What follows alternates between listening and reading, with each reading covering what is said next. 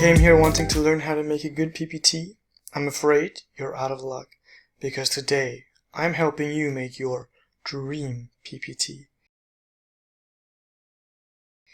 My name is Andre, and today we're making a matching game! Woohoo! Before we start, guys, I would just like to mention two things. Number one, please, if you're watching the videos, if you like the videos, if you want to learn how to make more games, please leave a comment below the video so I can know which games you guys would like to see next. I have a lot of ideas, but I want to make games that you guys want to watch and games that you guys want to learn how to make. Secondly, besides my day job and my YouTube channel, I'm also available for freelancing. So if you have any special projects, any games that you need to be designed, check out this slide, check out the details below, and yeah, send me a message if you need some work to be done. Anyways, guys, let's start with the matching game today. So I'll show you quickly here what it's meant to look like. So this is kind of a game made for kids. It's probably best used in classes with your students if you want to review work or just have some fun with your kids. So this will be kind of the front cover, and this is what the game looks like. It has a pretty cool background, very fun, very bright, some arrows to navigate the slides, and then basically here's your game. So you would basically click on the covers.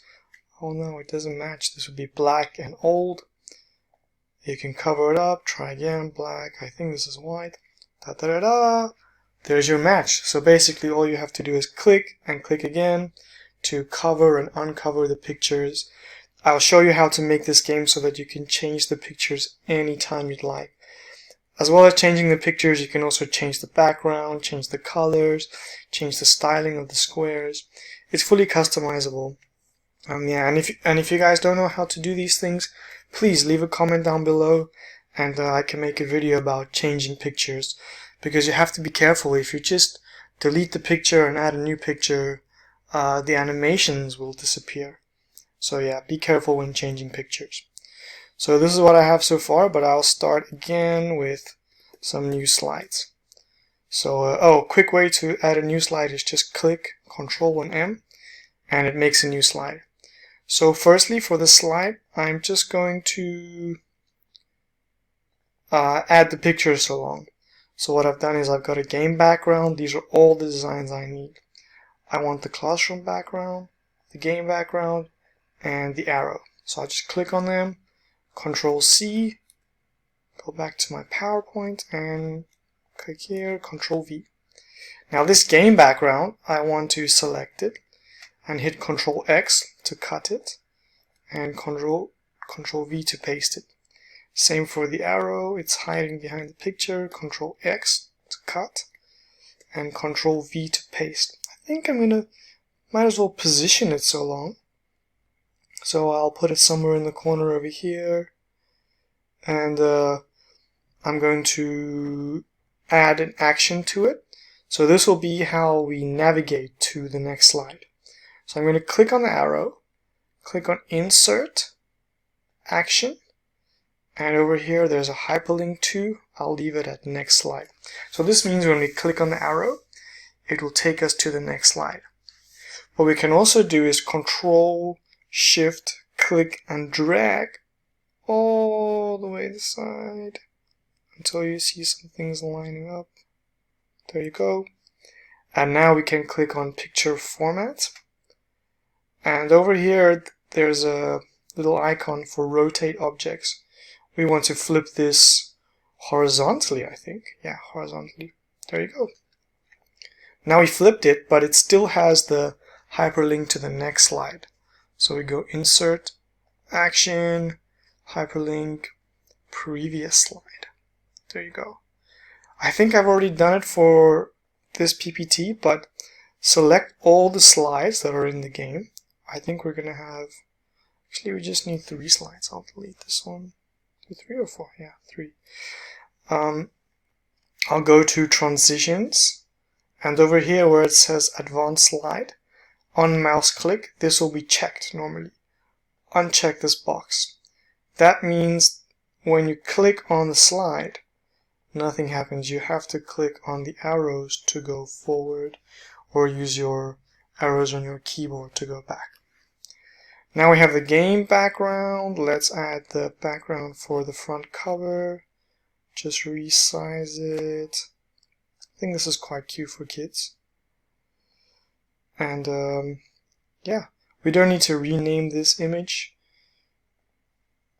But these ones it would help to rename because this is the game side and it will get quite busy. So click on the picture format, selection pane. Some of you might have a quick access bar at the top here with the selection pane already included. Mine is over here at the bottom. I would really advise, if you're making games on a regular basis, to add some buttons to make them more convenient to access. The way to do that is to go to File, let me see, Account maybe? Not Account. Oh, Options right here at the bottom.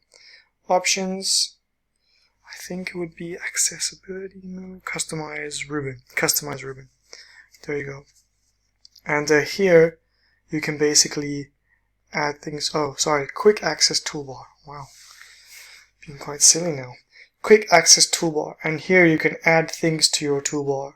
So basically you can choose from this drop down list what you would like, and what you would not like. For example, from the Design tab, I want to have Format Background, so you would click on it, add. If you want to take stuff away, click on it, remove, and then just click OK when you're finished. This helps immensely. In any case, background, I'm just going to call it BG. So in the selection pane you can change the order of things. For example, if I drag this now, it goes from the deepest, furthest, oldest item at the bottom to the newest, most front and center item at the top. So this one would be the right arrow. This one would be the left arrow. Boom. There you go. Done. And we want to actually add a title to this game. We'll call it Matching Game. For this game, I've chosen 3 colors, which I have saved here. I'll just get them quickly. This is my color scheme. You guys can have any color scheme you want. These are the 4 colors that I would like to use. For my game, I want the blue, this kind of, I don't know, maybe beige, cream, flesh color, and this kind of blue color, and the red is the background. So let's start by making a little square. So I'm going to click on Shapes. Oh yeah, I forgot the title of the game. My mind is racing right now. So I want to add a text box to write the name of the game. So I'll click Shapes, text box, make it nice and big, and I'm just going to call it Matching Game. I want it to be in the center, so I'll click Control E, nice shortcut, and I want them to be on different lines, so I'm just going to hit enter there. Let me select them. For the font, I have this cool font called College Block. Looks pretty nice. I'll make the font size about 100. Oh, we could go a bit more. 120. Let's go even bigger. 150. Oh, it's very big. Let's resize the box and see if it works. There you go. Matching Game. I think it's center now, so let me select this. I want this to be this kind of nice bluish color.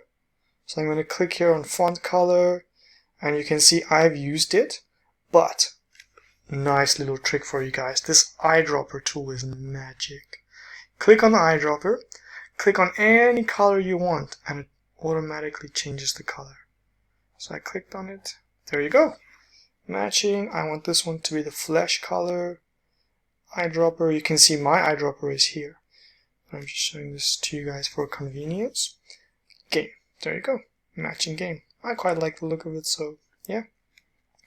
Feel free to change it if you want. Next slide. Let's make a square. So this Matching Game has 12 squares. hold shift and click. This is going to make a perfect square. Boom. Perfect square. We want to resize this. According to my calculations, I think I made them 2.2 by 2.2. Does it look big? I'm not sure. I'm going to use the eyedropper. If you don't know where to find it, shape fill, eyedropper, and the first one I'm just going to make this cool aqua color. I want to take away the outline. I don't want it. Now let's format this square to make it look a bit cooler. I'm going to go here to format object. Alternatively, you can do what? Wow, it's been such a while. Here, format object. Here, format shape. So right click, format shape. We're just going to give it some 3D format. So under top bevel, we click. I think I like this one. Played around with it a bit. Yeah, just going to go plain simple. There you go. I like it. You know, you gotta have these bright colors when you're doing it for kids. Yeah, so this is my first shape.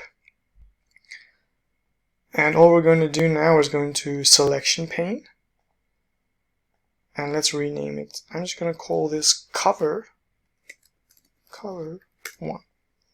Now let's hold Control, Shift, which keeps it in line. Shift keeps it in line.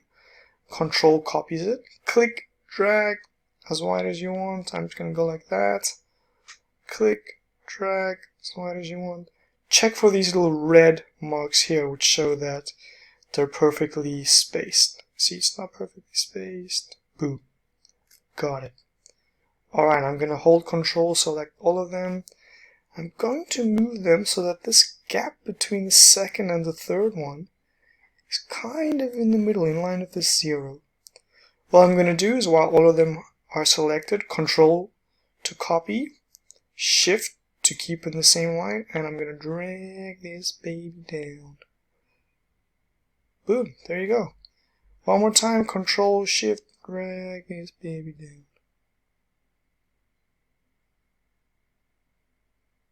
Is it the same size? Not yet. There you go. Now all of it is kind of falling off the edge, not perfectly positioned. Select all of them while holding in Control and clicking, and hold Shift to move them up.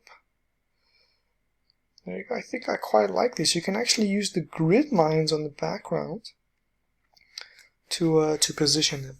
There you go. Next thing we need to do is change. Oh, first rename. We're going to rename them, change the colors, and add animations. So let's rename them. All of them have been selected. This one at the bottom was the first one we made. This one is the second one, third, fourth, fifth, sixth, seventh, eighth, blah blah blah blah blah. So let's rename them. Cover 2, cover 3. Again, this is not strictly necessary, but when you are doing animations, I would argue that it is necessary because you will know which animation is for which shape, and also if you're adding triggers to your animation, you will know which trigger to assign to which shape, because they're all named like, I don't know how the naming system works. It's really strange. Cover 12, boom. Oh, I should have kept them all selected. Select them again, la-di-da-di-da-di-da-di-doo. Now, we want the cover to basically appear, disappear, appear, disappear. So we're giving them all of them the appear animation. So animations, add animation, appear. Now if we just click here, and we click disappear, that's going to take away the appear animation. So we have to click add animation again, disappear. Let's go to the animation pane. This is where you can see all of your animations, and here they are. So right now I'm not going to finalize the animations because we need all of the elements in the game to do this, but if you wanted to, you could do that right now. So now we have all the shapes, the squares. Let's change the color. So I'm going for like a kind of single color, single color, single color. So we're going kind of in diagonal. So there's blue, blue, blue, flesh, flesh, flesh. Select them all, shape format, shape fill, eyedropper. Use that eyedropper. Click on this flesh color and bam, changed. This one's going to be the blue color, and I guess this one too. Shape fill, eyedropper, boom. It's the blue. There you go, done. We got the colors, we got the animations, we've renamed them. Now we need to do the kind of background layer. This is completely optional, but I'm doing it just because it adds another element of complexity, just like adds to the design. If you didn't have it, the picture would just be on the background, which is totally cool. I'm just doing this because I think it looks nice. So what we're going to do is select all of them, and we're going to simply copy, Control-C, and Control-V to paste. Now, these have been pasted, so you'll notice they have the same names. They'll also have the same animations. But let's deal with one thing at a time. Let's first align them so that they're nicely aligned. There you go. No gaps, no problem. Now, they've been copied. Cover 1, cover 1, cover 2, cover 2. So it's quite easy to rename. I'm going to rename them background 1. So I'm going to go BG for background. I think that works, yeah? BG. This can be tedious sometimes. It's not the most enjoyable part of making games, but I promise you it makes the game better. And if you ever want to go back, if you want to teach someone, if you want to change something, it really helps to have these renamed. When I first started making games, I never used to rename things just because it just takes so much time. But now, the more games you make, the more complex they are. You kind of have to. So the BG12s. Now the backgrounds, firstly they're the wrong color, and secondly they're above the covers. We can't have that, can we? Because then it's not a background. So first, let's change the color. I'm just going to go to my eyedropper. If you guys don't remember where it is, shape fill, eyedropper. Let's change them all to this kind of red. This is like a maroon, dark red. Now if you want, you can change the styling. You can keep it the same. You can make it a plain square. You can go to shape effects, choose like a preset to have as the background. This one is kind of, it makes it look quite nice. Kind of, yeah, I don't know, like kind of, can I say, geometrifies the edges. I quite like it. Because the kids won't pay too much attention to this, yeah. And now we need to select all of them and drag them behind the covers. There you go. Boom. Can you see them? No, you can't. Next step we need to do, we need to add the pictures. So I have all of my pictures already ready. Now what you can do is you can go to Insert, Pictures, this device, or from online or stock images. I like to download mine and then just copy and paste them in basically. So I'm going to hold down Control, click on all of them. You can copy a few at a time or all of them. I'm just doing everything because it just saves me the trip. The technological digital trip. And paste. So Control-C, Control-V. Now you'll see only one picture is selected. You can choose what to do now. You can kind of hide all of them by doing this. Or you can select all of them. I think I'm going to select all of them. Most of them seem to be pretty big, so I'm just going to click on one of the edges, the corners, hold in Shift, and just like drag them smaller. Some pictures will be too small, some pictures too big. I'm just going to do it like this, yeah, this seems about right. Now I'm going to hide some pictures because this is just like, it's too many to handle. It's going to have two. So the baby and the white. This baby is for young, basically. Oh yeah, I forgot to mention. My matching game is an opposites matching game. You can have it for any kind of matching game you want. I'm just doing it for opposites because that's how I've done it before for one of my classes. Yeah, that's how I remember. While while positioning them, try to rename them actually. So this is 1, 2, 3, 4, 5, 6, 7, 8, 9, 10, 11, 12. So picture 12. You'll see it gives it these crazy names. I don't know why. This one will be picture 3. So I'm putting the number corresponding to the block. Let's put picture 43, this one. Let's put it in number 1. I'm just going to put it in number 1. There you go. You can align them perfectly in the middle if you would like. This boy, pretty funny looking boy, he's going to be in 4, 8, 9, 10. This one is for cold. Let's make it a bit smaller. Again, guys, you can put them anywhere you want. Don't have to copy me. This is picture 8. And again, this renaming process is tedious. Ugh, this picture is blurry. Adds an extra challenge for the students. This one is going to be picture, what's that, 6? What's next? Ooh, the girl. I'll put her here in the corner. And I'm doing it this way because this way you can see if the picture kind of pops out or not. Just easier to handle. This is picture 4. I thought about making an adult version of this game. You know, like a matching game for adults. But then I thought about it again, and adults don't really play matching games that much. Unless it's a memory matching game. So yeah, let me know if you guys want a more kind of mature adult version of this. It would have to have different styling, but the concept is the same. Yeah, let me know in the comments. Ooh, little happy face. I'll put him in number 2. So guys, we're just clicking on them to kind of hide or unhide them. We're renaming them where we're putting them. So I'm putting this number 2. And we're just resizing and repositioning them. So click it to make it visible.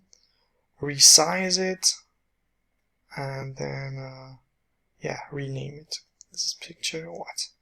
159. 9. 2 more to go, we're almost there. Putting the night, this one is night and day. Picture, blah, blah, blah, blah, blah. What is it, 11? Yeah. Also in the comments, guys, please let me know if I'm going too quickly. Obviously, I've been doing this for a while, so sometimes it feels like I'm going slowly, but for beginners, I might be going too quickly. I know we don't all have like the same skill sets, you know. For some other things, I'll be like, please slow down. But for this, I'll be like, you know, speed up. I don't want to take too much of your time. I just want to teach you how to do it well. And yeah, that's all of them. Now we click on all of the pictures, hold in Control. The selection pane is your friend. We want these to be behind the cover, but in front of the background. So drag them just until you get below cover 1. There you go. Bada bing, bada boom, they disappeared. Alright, we got them renamed. Now there are 2 things we need to do. We need to add the triggers for the animations, and we need to put the numbers. So while we're here, let's just put the numbers 1, 2, 3, 4, 5, 6. Triggers for animations basically tell PowerPoint when you click on what shape kind of loads the animation. If there's no trigger, it just happens when you click anywhere. But a trigger tells you that if you click on this square, the animation will happen. If you click on that picture, the animation will happen. To keep the font the same, I'm doing college block. I'll make it black. Black just looks better right now. And let's beef these bad boys up 100. Ooh! Wow, the sizing's pretty good. Spot on the first time. Look at that. That looks pretty cool. If I was a student, I would play this. Oh yeah. You'll see here, guys, the backgrounds have appear and disappear animation. We don't want that, so let's click BG4, whatever is first here in the background, and click on the last one, hold in Shift. So we click the first one, holding shift, click the last one, boom. And we click delete on your keyboard. This just deletes the animations, it doesn't delete the shapes. Last thing we need to do is add the triggers. Triggers, that's the word. I would suggest starting at number 1. So, number 1, we want the shapes to, I'll just go back. We want them to disappear when we click on them. So disappearing when we click on the cover. So cover 1, animations, trigger, we'll click on, where's cover 1? Cover 2, absolutely the wrong thing. Not the appear animation, we want the disappear to happen on the cover 1. Being so silly right now. Cover 1 disappears when we click on cover 1. Cover 2, again make sure only one of the animations are selected. Trigger, cover 2. Cover 3 is disappearing. Trigger, cover 3. Cover 4 is disappearing. Trigger, cover 4. Cover 5 disappearing. So triggers are quite essential to the game. Without triggers it just wouldn't work, you know. When you first make this game you might be tempted to add the appearing trigger to the background. While that could be an okay choice, it makes more effort for the user when they're clicking and actually playing the game because the picture is on the background. We want actually the cover to appear when we click on the picture, not on the background. Cover 10. I might just speed this up in the video editing. Cover 12. So we're clicking on them, animation, clicking on trigger, and clicking on which shape to do it in. So we'll quickly load it up.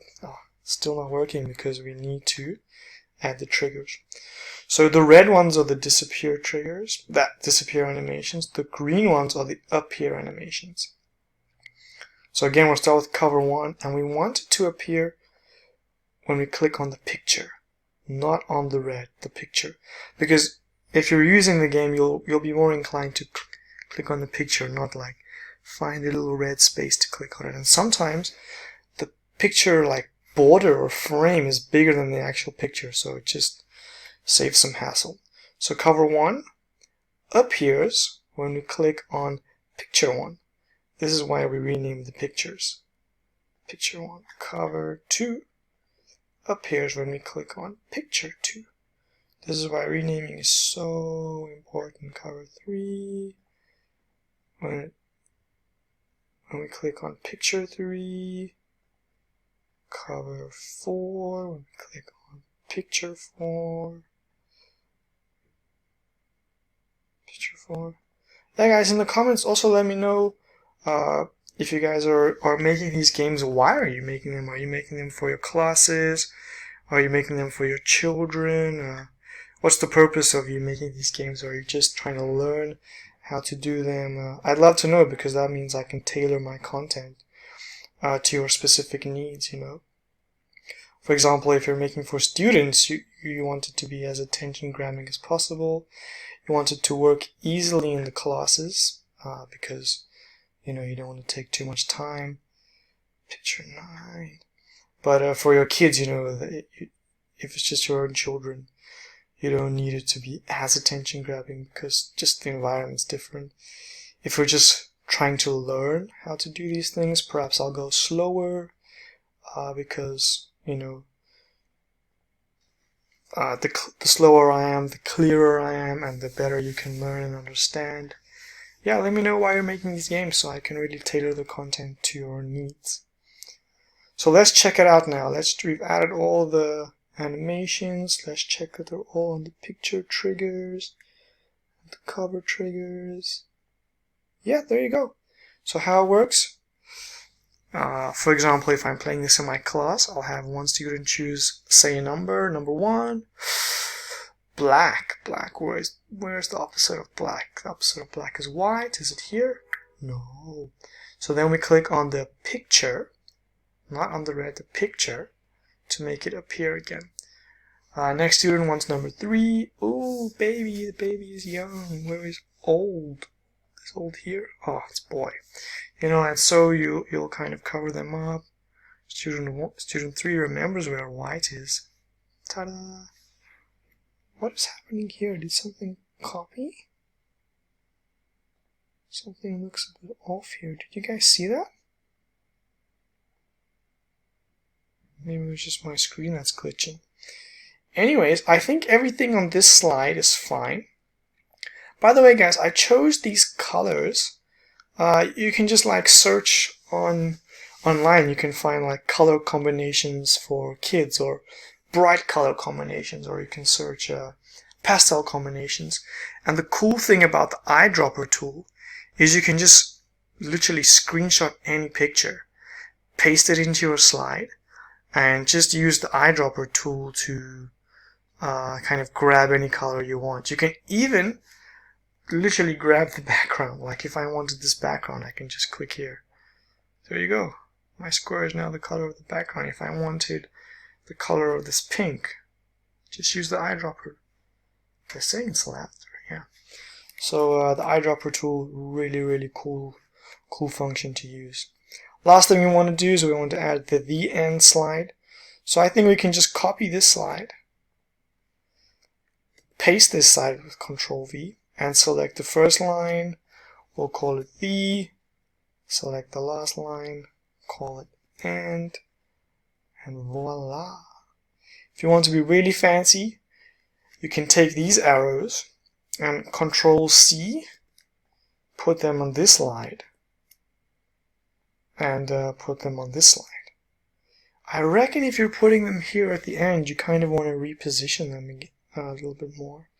For example, you'd want to take this one, bring it in, just so that it doesn't disrupt the frame too much. You know, the nice little cute frame on the outside. And you'd probably want to do the same for the starting slide. Click on one, hold shift, drag it in. Click on the other one, hold shift, drag it in until you see all these red lines. They usually mean something good. I know it looks frightening, but yeah, it means something good. There you go, that's it. There's the game. Let's see if it works. Matching game. Next slide. Wow. If for some reason someone gets hold of your mouse and they start clicking viciously, nothing will happen. Everything works. I'm just clicking random stuff right now.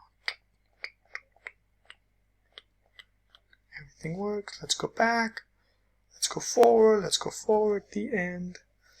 So there you go, guys. There's the matching game. Let me know what you think of this game in the comments, and please let me know what you want to see next. As always, thank you for watching, and if you need any freelancing work done, check out my Fiverr. Check out the links in the description. Well, not in the description and in this picture below. Thanks for watching. Bye for now.